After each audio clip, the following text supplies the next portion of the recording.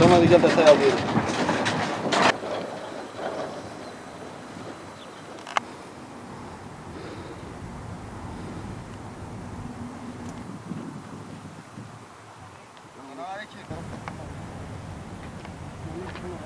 Şimdi işte çıkarsın orada merdivenin üstünden çıkıyorsun.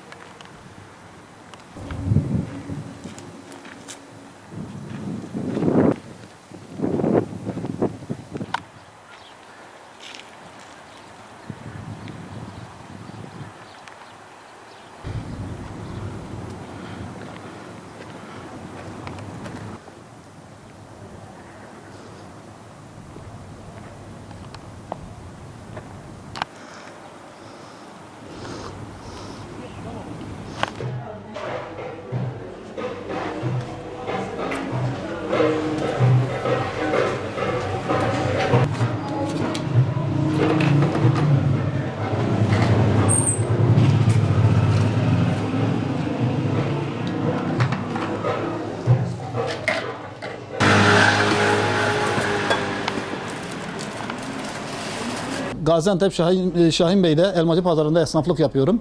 Yöresel ürün satıyoruz.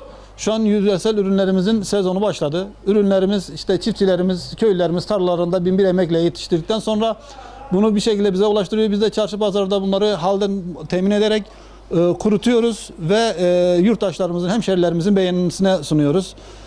Okulların tatil edilmesiyle beraber turist akını başladı. Güzel bir ilgi alaka var. Çünkü ürünlerimiz Gaziantep'e özgü ürünler. Yani her yerde bulunabilecek ürünler değil. Çünkü Gaziantep'in nem oranına göre kuruyan ürünlerdir bunlar. Şu an patlıcan biber sezonu başladı. Patlıcan biber de bu sene yağışların çok olması hasebiyle ürünler gayet güzel. Geçen seneye göre daha güzel yani ürünler. Çünkü geçen sene hani malumunuz dünya genel bir kuraklık vardı. Maşallah bu sene bereket olduğundan dolayı ürünler çok güzel, çok parlak. Herkese tavsiye ediyoruz. Gelsinler, görsünler. Fiyatlar da aşağı yukarı geçen seneyle aynı. Yani fiyatlarda pek fazla bir değişiklik olmadı. Hatta bazı kalemlerde düştü diyebiliriz. Mesela geçen sene kuraklık olması hasebiyle kabakta sıkıntı vardı. Bu sene kabak çok bol. Maşallah. Dolayısıyla kabakta yani bir 30-40 lira fiyat çekimi dahi geri çekim dahi oldu. Ürünlerimiz dediğimiz gibi el emeği, göz nuru ürünler. Bayanlar mesela akşama kadar bunu uyuyor.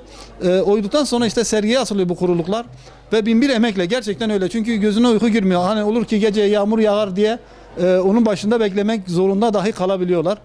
Dolayısıyla biz tüm yurttaşlarımıza gelip bu ürünleri almalarını ve çiftçimize, esnafımıza destek olmalarını bekliyoruz. Gaziantep'imize has ürünlerdir. Yani gerçekten sofraların vazgeçilmezidir. Özellikle mesela patlıcan dolması veya biber dolması gerçekten yani Gaziantep'le özdeşleşmiş artık yani coğrafi işaretli olan bir ürünümüzdür. Dolayısıyla yani diğer illerde ki patlıcanlarla buradaki arasında çok fark var. Yani her yerde patlıcan Antep patlıcanı gibi olmuyor.